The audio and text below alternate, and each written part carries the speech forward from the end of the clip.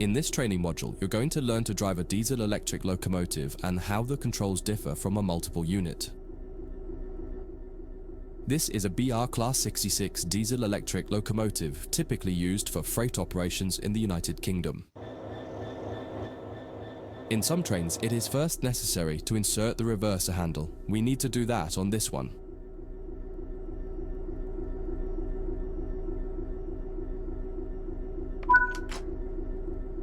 We want to move the train forwards, so move the reverser in that direction.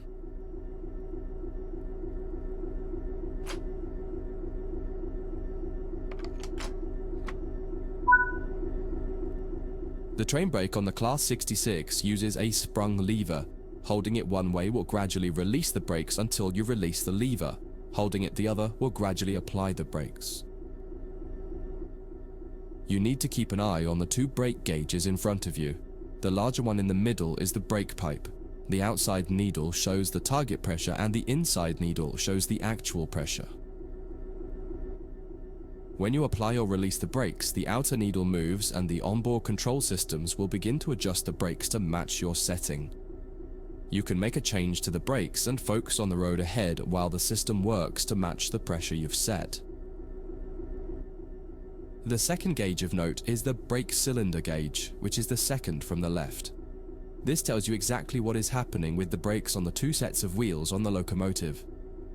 If the needles are raised to a V shape, that means they are fully applied. When the needles are both pointing directly down, the brakes on the locomotive will be fully released.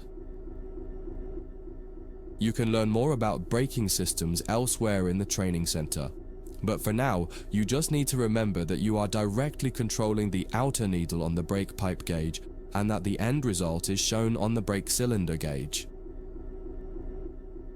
Keep the brake control in release until you can see the brake pipe control needle is reading 5 bar, pointing upwards. This will release the brakes fully.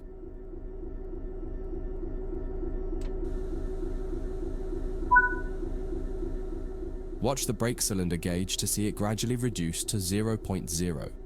Needles pointing downwards, which tells you that the brakes are now fully released on the locomotive and you can move the train. It's important to note that the brake cylinder gauge is only telling you what's happening on your locomotive. If you have wagons attached, they can take a little longer to release, so if the train doesn't move immediately, don't worry. Apply some throttle to get the train moving.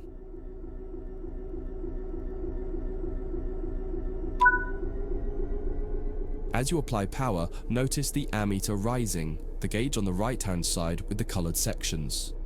This is the amount of power being fed into the traction motors. Try to keep it in the green section, only briefly in the yellow, and avoid the red section to avoid damaging your traction motors.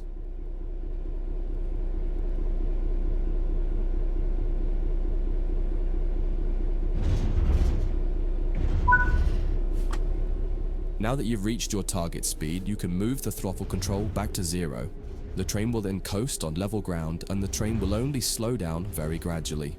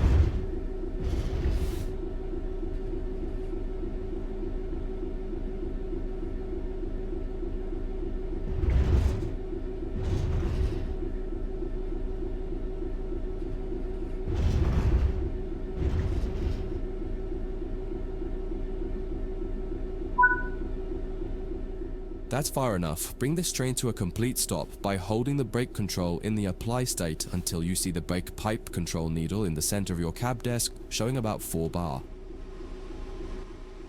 The amount of braking you'll need to apply also varies depending on whether you're going uphill or downhill and how heavy your train is. Stopping a train is one of the biggest challenges of controlling it, particularly stopping it in the right place. You'll get better at this with practice. That concludes this module. If you wish to replay it, you can come back to it at any time via the training center.